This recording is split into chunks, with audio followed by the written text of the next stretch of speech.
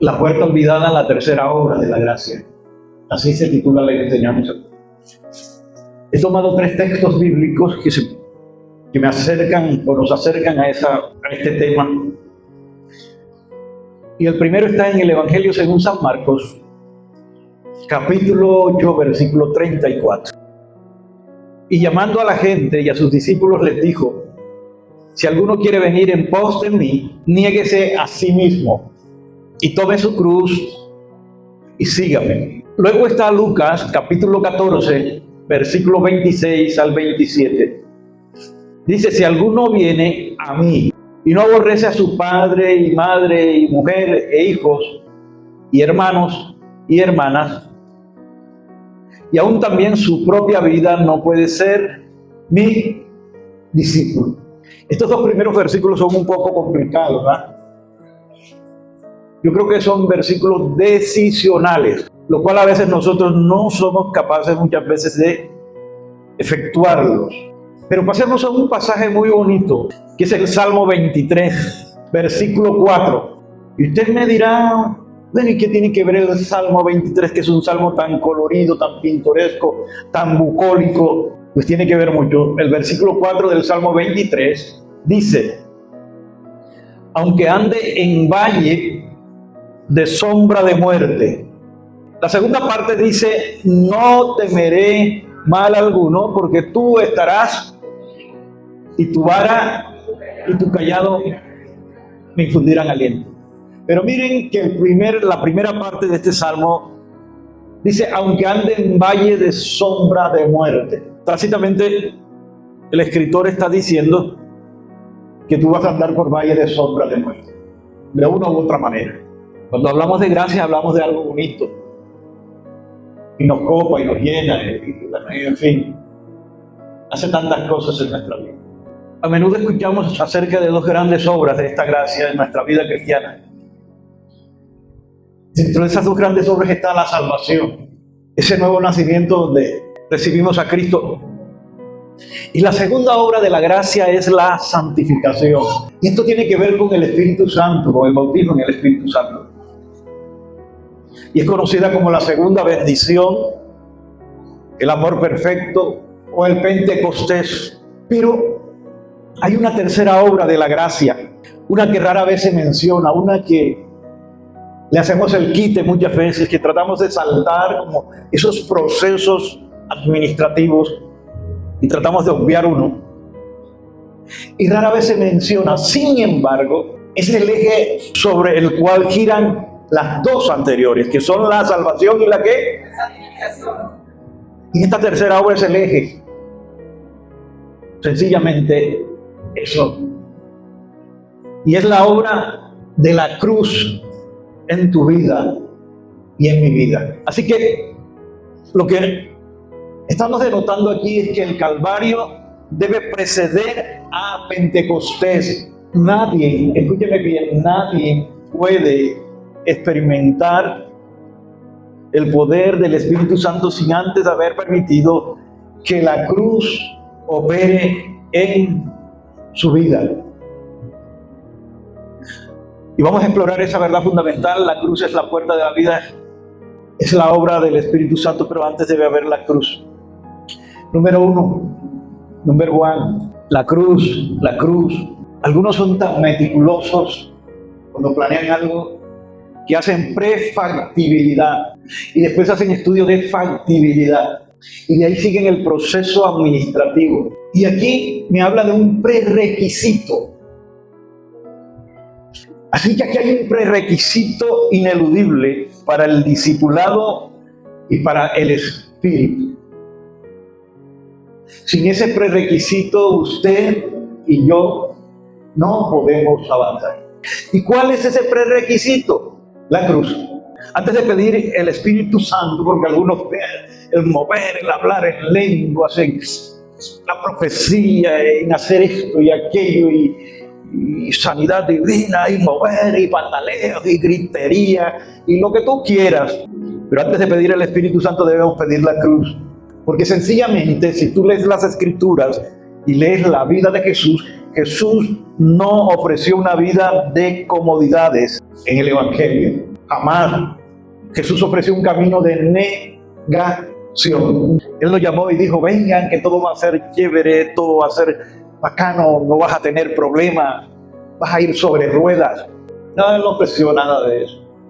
Que todo va a ser un nirvana. Tampoco, en lo absoluto. ¿Saben cuál fue el llamado de Jesús a las multitudes? Fue a la cruz, un llamado a la cruz. No solo al nacimiento. Jesús predicó más sobre la cruz que sobre la salvación y la santificación juntas, si no lo sabía. Entonces, en Marcos 8:34, versículo que hemos leído, su llamado no solamente fue a creer, su llamado fue a negarse a sí mismo y tomar su cruz y seguirle. Negarse uno a sí mismo y tomar la cruz de él y seguirle. Esto es complicado, pero es lo que Jesús dice y pide. Incluso, ¿recuerdan aquel muchacho que tenía mucho dinero, al joven rico? Jesús no le predicó el nuevo nacimiento. Jesús no le dijo nada de esto. Jesús le habló de la rendición total. Y le dijo en Marcos 10:21, ven, toma tu cruz. ¿Y qué? Así que la cruz era la condición para el discipulado y es la condición para el discipulado. Porque sin ella, ese yo, ese egoísmo, ese ego, nunca será destronado. Así que la cruz precede a Pentecostés en la experiencia y en la escritura. La cruz es antes. Alguien me decía, ¿por qué esa cruz? No me gusta la cruz. Si ustedes miran el logo de la iglesia, verán una cruz. Y de la cruz se desprende una paloma, símbolo del Espíritu Santo. ¿Por qué? Porque la cruz precede al Pentecostés y a los moveres, a los dones, a tantas cosas, a esa experiencia. Y ese cuento de que el Espíritu Santo está en mí, que yo hago milagros, así lo dice. Yo tengo el don de esto, yo soy profeta, yo soy lo sé qué, yo soy lo que tú quieras. Eso no está en plenitud. Ni sus dones, ni su guía, ni nada de eso. Si nosotros no permitimos que la cruz obre primero en nuestras vidas. Así que el texto es claro. El Calvario debe preceder al Pentecostés. Si buscamos al Espíritu Santo sin tomar primero nuestra cruz, lo buscamos en vano. Porque algunos buscan al Espíritu Santo, pero no cargan la cruz. Y viven un evangelio emotivo, de emociones, de bulla. Un evangelio irreal. Los pies hay que ponerlo sobre la tierra en el evangelio. Amén. Pero si tomamos la cruz, descubrimos que el Espíritu Santo entra en nuestras vidas para guiarnos. Ahora, la cruz no es el destino. La cruz es la puerta. ¿Y cuál puerta? La puerta de entrada. Otro acceso, otra puerta que tú busques es falso. ¿Aló? Jesús dijo en Juan 10:1, el que no entra por la puerta en el redil de las ovejas, sino que sube por otra parte, ese es el ladrón y salteador. Así que la cruz es esa puerta a la vida de Pentecostés, a la vida del Espíritu Santo, a la vida cristiana. Todos los que buscan el poder, todos los que buscan los dones, todos los que buscan los ministerios, todos los que buscan experiencias espirituales, yo quisiera sentir, subir, elevarme, sin pasar por la cruz, intentan entrar por otra vía, por otra puerta, por otro lugar y terminan en un camino de engaño, engañándose a sí mismo y engañando a los demás. Así que la cruz válida es la que Jesús ofrece. Y la cruz es la puerta de acceso a la presencia de Dios. Número 2, la cruz se manifiesta como muerte ¿a quién? A través de la obediencia a la palabra. Ahora Jesús da instrucciones. Jesús habló mucho de cargar su cruz. A Jesús llegó mucha gente buscando ayuda, buscando comodidad, buscando provecho. Y Jesús lo frenó. Miren, es que yo no tengo ni siquiera una almohada donde recostar mi cabeza. Yo no tengo donde dormir, yo no tengo nada. ¿Ustedes quieren buscar un acceso al cielo? Vivan como yo vivo, carguen la cruz, vivan los preceptos. Porque la manera como ustedes quieren hacer las cosas está equivocada. Y la manera como algunos cristianos o los que predican buscan hacer las cosas es equivocada. ese sobreénfasis en los moveres, en tantas cosas, es equivocado. Si no pasa todo eso por la cruz, porque la cruz es la que valida nuestra entrada a la presencia de Dios. Y la cruz se manifiesta como muerte a ese yo a través de esa obediencia. ¿A quién? A esta palabra. Ahora, preguntaríamos, ¿qué es esta cruz que usted habla que nosotros debemos cargar? ¿Qué es esta cruz? Esa cruz no es una enfermedad, no es una dificultad cualquiera, no es el matrimonio que tú escogiste, eso fue una decisión tuya, así que no le eches la culpa a Dios por eso, fuiste tú y solo tú. Así que no vengas donde mí a decirme, con esta cruz de mi mujer o esta cruz de mi... No, eso fue una decisión tuya. A eso no es que se está refiriendo Jesús. A lo que se está refiriendo Jesús es algo antes de tomar esa decisión o esas decisiones, y tú no lo hiciste. ¿Qué es la cruz? La cruz es el lugar, escúchame bien, la cruz es el lugar donde nuestra independencia muere. Como dije, la cruz es el lugar donde nuestra independencia muere. Esa es la cruz. Pero si sigues dependiendo de ti, ¿qué es la cruz? Viene siendo el instrumento de Dios para alinearnos con su voluntad. ¿La cruz es qué? ¿Para alinearnos con quién? Yo creo que no hay otra definición tan acertada. Así que la cruz es la muerte a la independencia en el valle de sombra. Colócame el Salmo 23 ahí, hijo. Aquí era donde decía que tiene que ver el Salmo 23, cuando es un salmo bonito con este tema. Los primeros 3 versículos nos muestran aquí las ovejas en praderas cómodas, las ovejas chévere, pasto verde, agüita, pero hasta ahí todo bien, pero hay un camino que recorrer para llegar a la meseta del versículo 5. Versículo 4, ¿qué dice? Lo que decía el comienzo, el salmista nos está diciendo que todos tenemos que pasar por ese valle de sombra y de muerte para poder llegar a la meseta del versículo 5. ¿Qué dice el versículo 5? Los buenos lectores que entienden ustedes ahí, adereza mesa delante de mí en presencia de mis angustiadores, unge mi cabeza con aceite y mi copa está rebosando. Para poder llegar a ese límite, ese clímax, tú tienes que pasar por el versículo 4, que es el valle de sombra de ¿qué? Ahí está la cruz. Yo creo que el Salmo 23, aquí comienza la teología de la cruz. En el valle, es en los lugares estrechos, son los lugares peligrosos donde las ovejas aprenden a seguir al pastor de manera íntima. No es lo fácil, es con la cruz. Es allí donde la independencia, vuelvo y repito, debe morir, donde el yo debe ser crucificado para poder seguir al pastor de pastores sin desviarse. No sé si me estoy explicando, si estamos concatenando todo esto. Así que por lo tanto la cruz es la obediencia ¿a qué?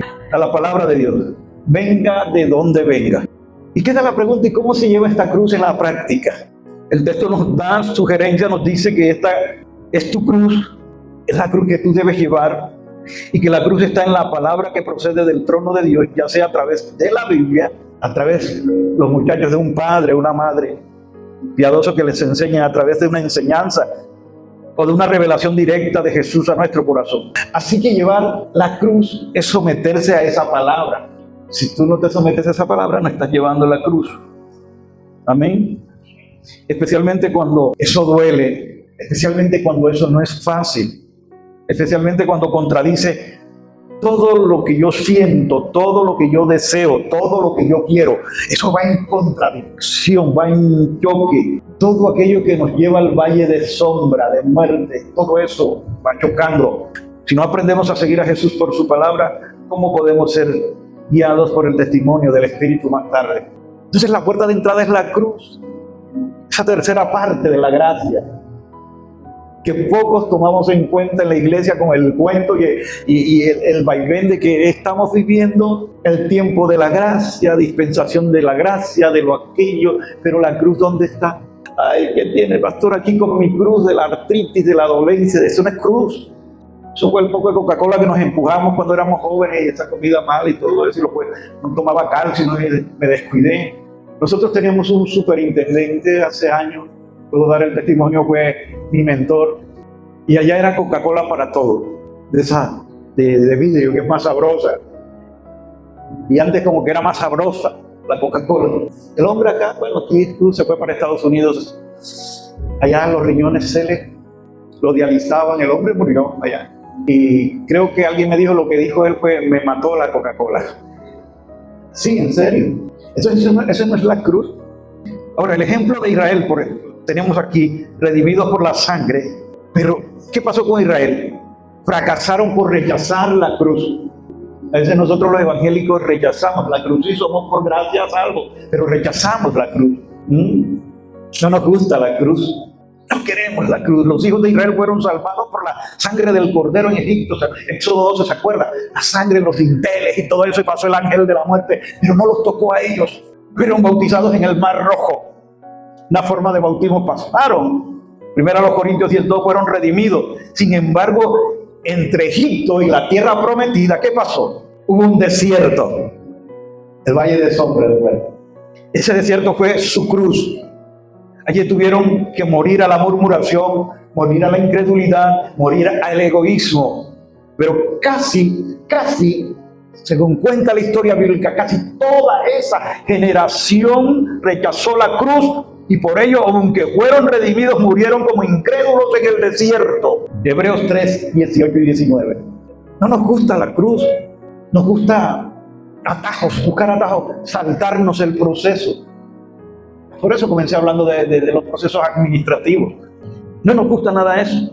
Porque la redención, escúchame, la redención sin la cruz los dejó vagando por 40 años en el desierto. La redención sin la cruz nos mantiene inestables y nunca entraron al reposo de Dios.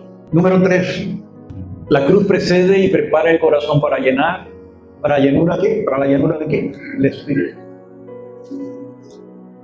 Yo creo que la obra de la cruz tiene un propósito glorioso, hermano, para nosotros. ¿Y cuál es el propósito? Crear en nosotros un corazón obediente, un corazón glorioso, crear en nosotros un corazón obediente, pero también un corazón rendido al Señor.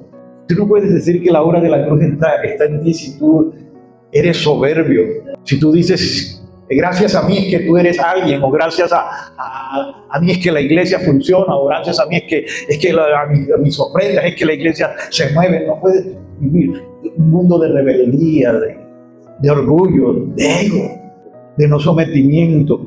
Así que la obra de la cruz tiene un propósito en nuestra vida. Porque ocurriendo todo eso, entonces sí viene la parte del Espíritu Santo en nuestra vida. La cruz crea un corazón obediente. El texto lo afirma. La obra de la cruz crea en nosotros un corazón obediente. El problema del joven rico, ¿se acuerdan? Ya lo mencioné al comienzo. No era la falta de moralidad, ese no era el problema de él. Era la falta de rendición. Sí, yo he cumplido con todo eso, pero faltaba la rendición. Y la rendición tiene que ver con la cruz. Su corazón no era obediente a la palabra radical de Jesús. Y ese es el problema que nosotros vivimos en la iglesia hoy en día. Estoy hablando de la iglesia en general, no en esta solamente. Así que la cruz, ¿qué hace la cruz? La cruz quita ese hedonismo espiritual. Esa búsqueda constante de recibir sin dar. La mayoría de evangélicos, que no me visitan, que el pastor no me mira, que el líder no... Cuando la cruz está en nosotros, ese dame, esa dependencia se quita. Porque nace en nosotros el deseo de dar en vez de recibir. No sé si me estoy explicando. ¿Y por qué sucede eso? Porque la cruz la hemos obviado. Y la entrada a lo demás la puerta es la cruz de Jesús en nuestra vida. Amén. Y cuando eso sucede, nos transforma para dar nuestro tiempo, nuestro talento, nuestra voluntad. Y al mismo tiempo nos prepara para ser guiados, no para exigir. ¿Aló? Es que esto es complicado y es fuerte. En el reino las cosas son diferentes allá afuera, como lo enseña la religión católica. Yo voy a hacer entender. Jesús quiere enseñar que los pobres sí necesitan, pero los pobres tienen que aprender también a dar y a salir de esta pobreza mental, espiritual y cambiar totalmente el chip. La cruz debe obrar incluso antes de la conversión. Y realmente la obra de la cruz comienza en la niñez a través de la disciplina de padres piadosos. Estoy hablando con las buenas enseñanzas, ¿no? Con los niños. Pero vivimos en una sociedad que cría para la autoafirmación. Y muchos por eso llegan a Cristo buscando el placer, solo que ahora en lo espiritual. Entonces quieren Pentecostés sin Calvario. Lo que le llama la atención son las señales, los movimientos. Hay una historia en la Biblia donde había un pozo y periódicamente decía que bajaba un ángel y se movían las aguas y el que primero caía en el pozo era sano. Eso tiene su explicación, pero no la voy a dar ahora. Así está el mundo hoy en día. Hubo un tiempo donde el cristianismo, hace poco el ser cristiano se puso de moda con los artistas que salieron, Jesús Adrián Romero y tantos otros, Marco Güey. Esto era chic, estar dentro, y unirse a una iglesia cristiana evangélica era chévere. Los grandes artistas lo hicieron y los mojaban, porque no eran bautizados, los mojaban y ya eran miembros por el mover. Y así están muchas personas de nuestras iglesias, solo por el mover. Y les gusta el mover y que vengan profetas y que vengan los que tumban y que vengan los que hacen reír y que vengan los que te dicen, el Señor, como me dijeron pronto vas a grabar, así me dijeron una vez. Sí, estoy grabando, pero los mensajes aquí cambiaron. ¿Y dónde está la cruz? Si la cruz es la puerta, la entrada de nosotros. Este asunto no es fácil, hermano, el ser creyente. Esto no es barato. Esto no es ir y venir a la iglesia. Esto va más allá. Esto es decisional. Esto es voluntario. Así que yo creo que la verdadera rendición o conversión debe iniciarse con una rendición a la cruz. Amén. Cuando respondemos a la cruz, entonces hay un lugar legítimo para el nuevo nacimiento.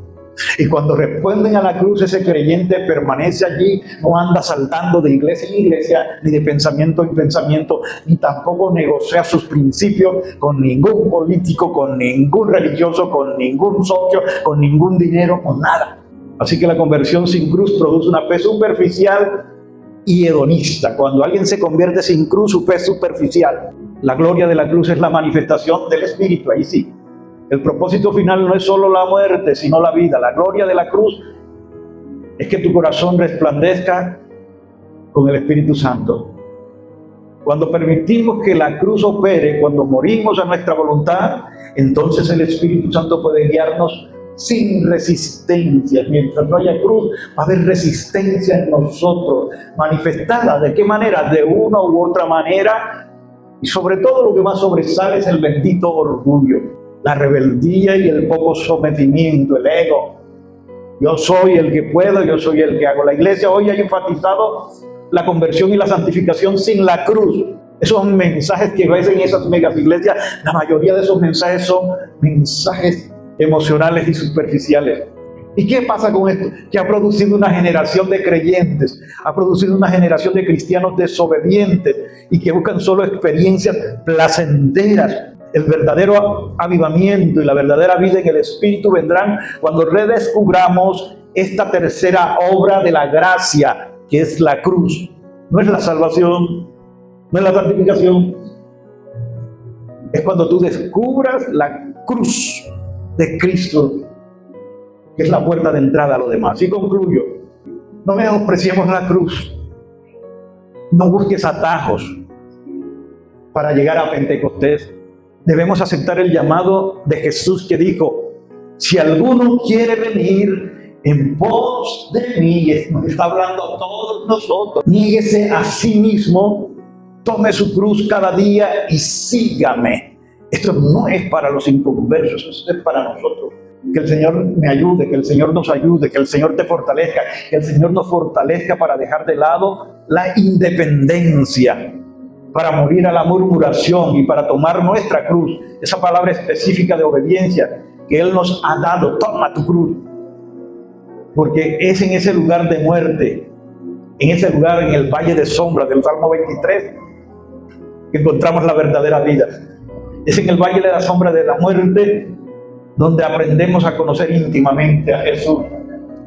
Es en ese valle donde aprendemos a conocer a nuestro pastor de pastores, a tu pastor de pastores. Yo no soy tu pastor es Jesús. Apréndelo a conocer, pero apréndelo a conocer en ese valle de muerte. Y es solo a través de la puerta de la cruz que entraremos en la plenitud del Espíritu Santo.